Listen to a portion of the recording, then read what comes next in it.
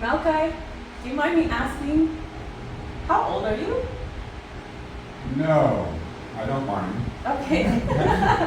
On June 22nd, I will turn 75. Things keep going along the way they have. What? Yeah. Wow, that's incredible. Okay. And can you tell me where are you from? From the United States, born in the Bronx, New York. Wow. And where are you right now? I am in Zute, Oaxaca, Mexico. Yeah, well, and I just met you last night at a beautiful vegan buffet, and so happy. And when you told me, that you're going to be turning 75, I wanted to know all your secrets. So, can you please share with us, like, how you have maintained yourself in such amazing physicality, energy, everything? I think grace has been a lot of it. Good fortune and yoga. What kind of yoga do you practice? I started with integral yoga. Swami Satchidananda from Yogaville. Okay. Before Yogaville, actually, I published a big book with big pictures, and when I was a teenager, one of my older brothers gave me that book as a present, so that was my first yoga teacher, was that book. Wow, so you've been doing yoga for a long time. Yeah. That's incredible. So how often do you practice? I don't have a very regular thing where I do a certain routine every day. I probably would benefit from it. When I go to somebody's yoga classes regularly, my body's happy about that. I like to mix all kinds of activities rather than say, okay, now I'm doing yoga, and now I'm dancing, now I'm doing physical therapy, now I'm doing cardio, and just kind of throw everything together with a freestyle dance. You can do whatever you want. Okay, then tell me a little bit more. What's freestyle dance?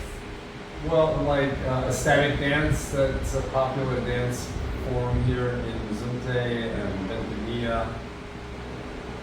Okay, and can you tell me a little bit more? I don't think a lot of people know what ecstatic dance is. They definitely don't know where Bentonilla is. Okay. Bentonilla is a little bit north, I believe, of Zunte. It's not far, it's just like 10 minutes in the car. Okay.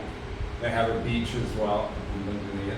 And sometimes there are as many as 300 or more people there on a Sunday afternoon, especially when Goa, India was shut down.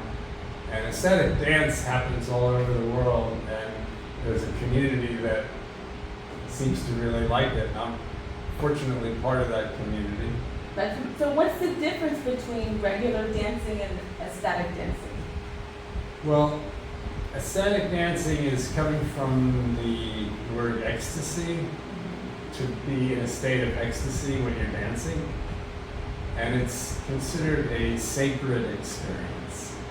The dance floor is sacred. The people on the dance floor are sacred. You don't touch anybody on the dance floor without getting their permission or engagement. And you don't talk on the dance floor. You just dance. If you want to talk to somebody, you want to maybe whisper to them, say, hey, can I talk to you? And then you leave the dance floor and you go somewhere else to talk. It's a very therapeutic experience. It's come however you are and however you feel. You can be very sad and do ecstatic dance and cry, it's okay. It's, I believe, coming from Five Rhythms dance, Gabrielle Roth. I don't know if you're familiar with those. It's a free dance form. There's no right way to dance. Like, it's not like a salsa, merengue, or cumbia that has a certain rhythm to the music and there's a certain step. There's no steps. It's flow. And this Five Rhythms dance, it takes 5 years to learn how to teach it. A dance that has no steps. It's really interesting. Well, that's interesting. We'll have to say that for another time. So what has what benefits have you gotten out of the ecstatic dance and out of your yoga practice? I think it's helped me with my stamina because the music will go on often for hours and hours. And if you're having fun and you're in a state of ecstasy, you're getting a great workout. It's better than going to the gym for me. Yeah. It's cardio, heart rate is up, and then you can start to make moves or things where you can stretch and be doing things that are yoga-like. Or this is actually the benefit of things not working out the way you want, like an injury. I've had several injuries, and the injuries cause me to step back and reflect, and also give me something to work on from a physical therapy point of view, which is causing me to really engage with my body. And about 5 years ago, I had a pinched nerve. You mentioned something about sciatica. Yeah. I had something like sciatica, a different nerve, but same exercises to deal with it. And I think the benefit of that pain, I really couldn't really walk 50 meters without stopping to catch my breath from the pain in my right leg. Wow. And it really gave me something to work on when. Yes.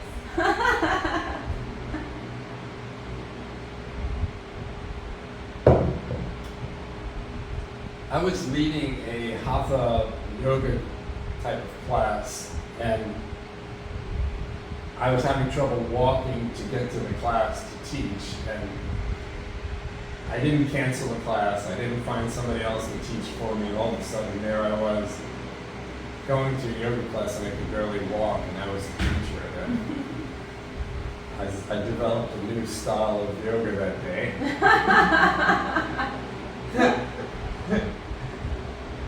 And it's something that I've been calling the Healing Yoga Dojo, which is rather than telling people what movements to make and how, I would be encouraging people to listen to their bodies and put on some music that's conducive and getting people to be focusing on their bodies and their breath and listening, tuning into their bodies. What does it need? What is the body wanting right now? And I would encourage people to do that while I was doing it for myself. If you want to do what I'm doing, great. If you want, great if you want to do something else. You look around the room, you see somebody else is doing something. Do that, see how that feels. So it became more of a place to practice together. And that was fun. That's beautiful. I'm pretty sure after hearing a few things we're talking about, everyone wants to be doing what you're doing, even myself included. Well, having young people who are energetic and athletic and healthy and strong, which I have, and one of my best friends was 25 when we started hanging out. Now he's 30, and we're still, I mean, he started traveling with me to Mexico actually, but after a month he went back and I didn't. Yeah. So I will see him when I'm back in Charlottesville.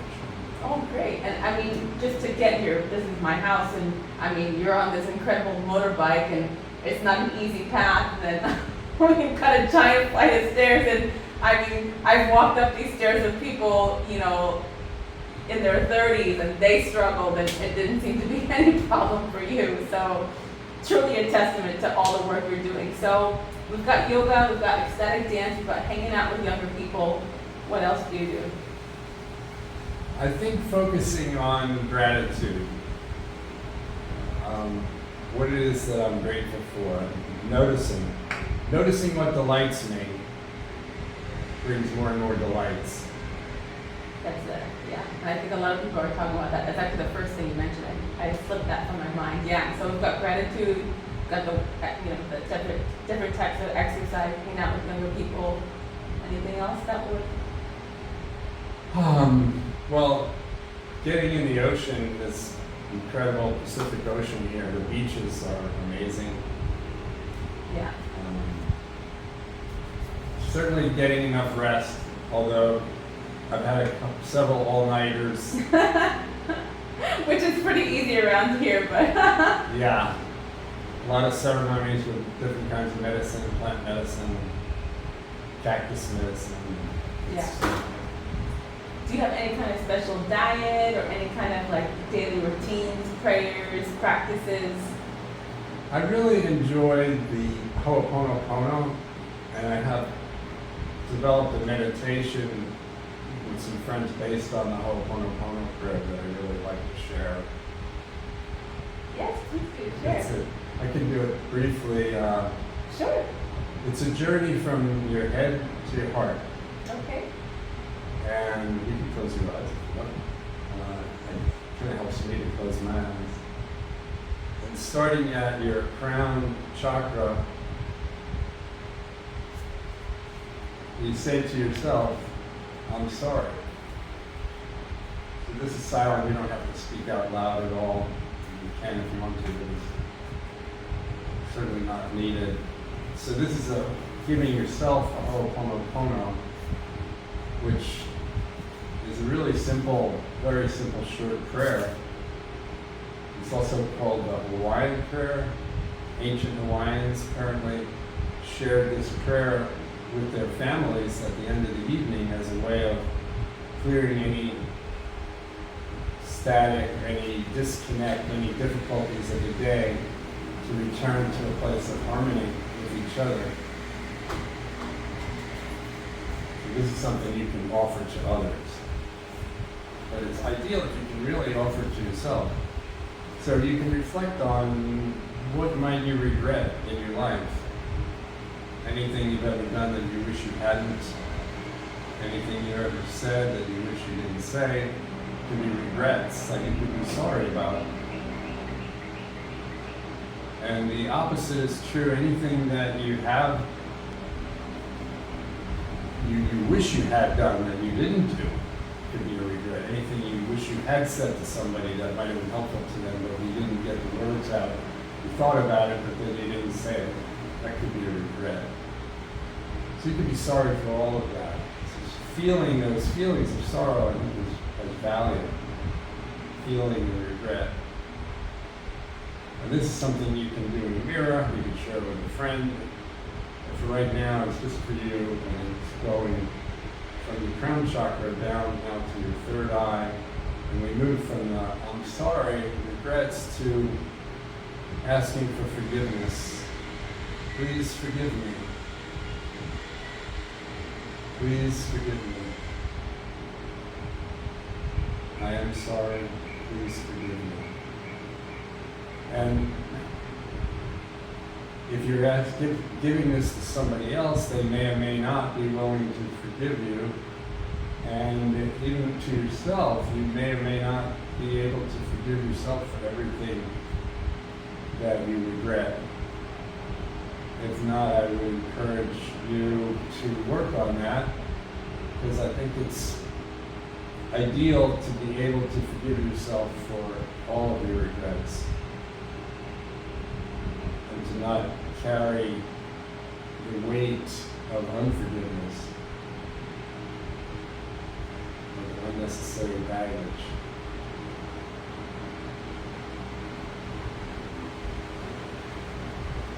Please forgive me. So maybe you can forgive yourself. And then moving from the third eye down to your throat chakra, it gets to be the easier part of the prayer. We move to gratitude. Thank you. Thank you. Thank you. Thank you. And you can be thanking yourself for all the wonderful things you have done, all the beautiful words you have spoken. Be grateful for that. Grateful to Pachamama for the very breath that we breathe, and the sunshine, the water elements, the earth, the ether, everything that we need to support our life. Thank you, thank you, thank you. These are important gifts.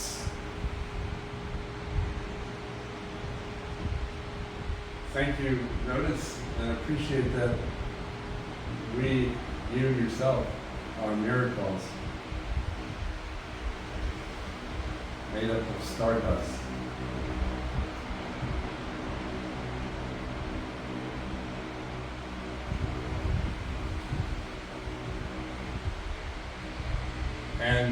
finally we move to the heart.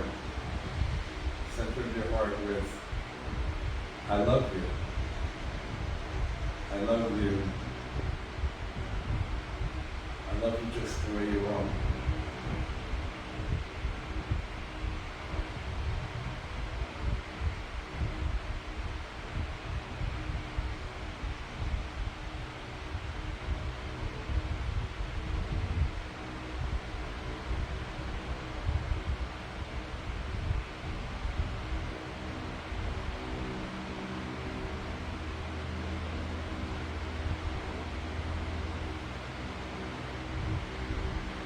From this place of self-love, if we can make decisions about what to do for ourselves, what to eat, how late to stay up,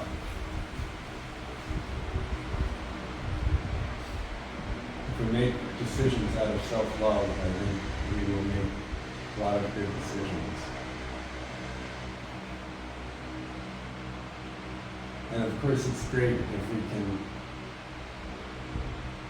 have compassion and empathy and connection with our cousins and sisters and brothers, which is everybody.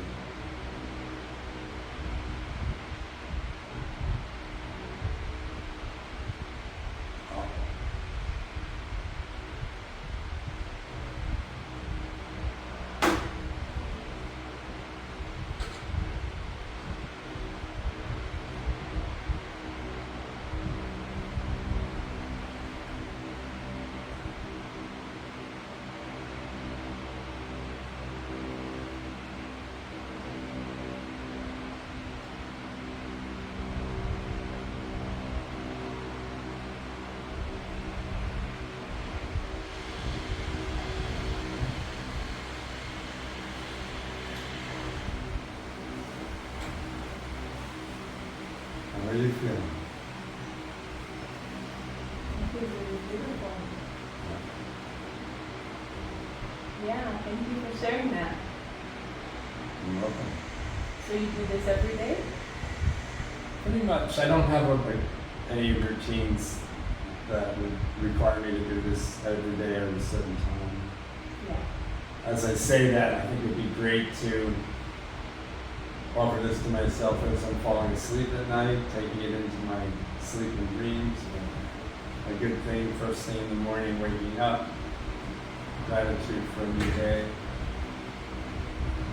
Yeah, I have something that I do before I get out of bed, and it comes from Caroline Mice. I'm probably butchering her name. Caroline M-Y-S-S. Caroline Mice. And I just said, I know it when I'm laying down. So I will never see the sunrise or the sunset like I do today. I will never, and then I kind of added to it. So I'll never have the same experiences, the same interactions, and the same thoughts that I have today. So please, God, please guide me throughout my entire day. I don't say God. Please guide me throughout my entire day. Help me to stay present in every single moment of this day, to constantly feel your energy flowing through me, and to always remind myself that everything I do is you working through me, so that everything I do is you working through me. So I think I can be grateful for everything that happens. I can't remember. When I'm laying in bed, I know it, but so yeah. I want me to always remember that everything I'm doing is you working through me, so I can thoroughly appreciate everything that happens in this day, like that, something like that. Yeah. So, yeah, that's kind of what I do. So yeah. And I remember last night when we were saying bye to each other. You know, it was like a long exchange and like gave a long hug and this thing, and I could feel it. And then you just ended by saying, I love you. And for most people, you know, they're going to have connotations and, you know, they're so reserved and they think a lot before uttering those words. So I want to ask you, like, what were you feeling in that moment that you shared those beautiful words?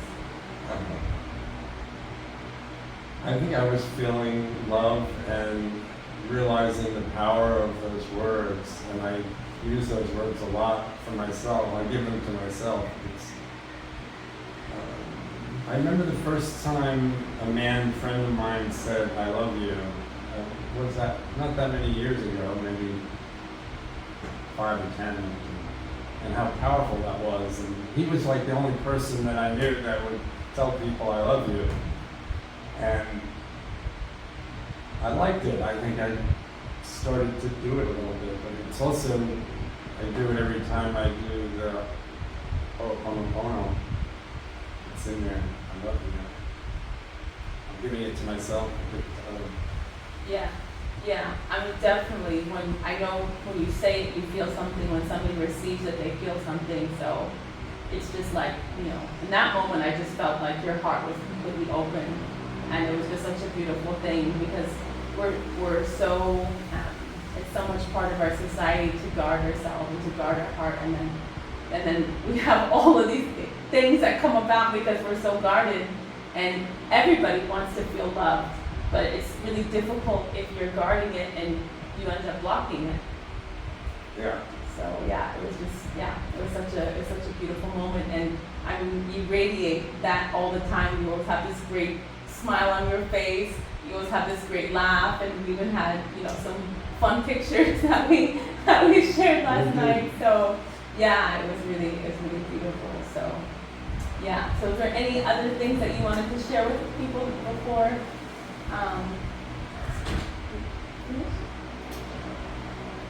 See if you're going to do something on a regular basis, if it's smoke a cigarette or tobacco, or smoke marijuana or drink a beer, see if you can make a ceremony out of it and to give thanks. Again, that gratitude. And maybe having a prayer or an intention, especially if it's something mind-altering, then how do you want to maybe alter your mind? Give it a direction, point it in a direction. Make a ceremony out of it. That's beautiful. Yeah. Well, thank you so much for sharing. And I just wanted to ask, you told me a few things last night that you do. So what are some other things that we do besides all these incredible things to, keep you in this amazing condition?